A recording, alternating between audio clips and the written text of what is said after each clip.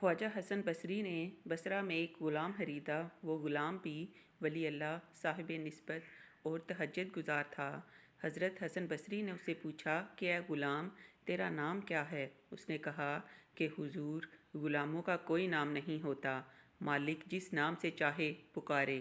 آپ نے فرمایا، اے غلام، تجھ کو کیسا لباس پسند ہے؟ اس نے کہا کہ حضور، غلاموں کا کوئی لباس نہیں ہوتا، جو مالک پہنا دے وہی اس کا لباس ہوتا ہے۔ پھر انہوں نے پوچھا کہ اے غلام، تو کیا کھانا پسند کرتا ہے؟ غلام نے کہا کہ حضور، غلاموں کا کوئی کھانا نہیں ہوتا، جو مالک کھلا دے وہی اس کا کھانا ہوتا ہے۔ خواجہ حسن بصری چیخ مار کر بے ہوش ہو گئے۔ جب ہوش میں آئے تو فرمایا، اے غلام، میں تجھ کو آزاد کرتا ہوں۔ میں نے تجھے پیسے سے خریدا تھا، مگر اب تجھ کو مجھے پیسے نہیں دینا ہے، میں تجھ کو مفت میں آزاد کرتا ہوں۔ غلام نے پوچھا کہ کس نعمت کے بدلے میں آپ مجھ کو آزاد کر رہے ہیں؟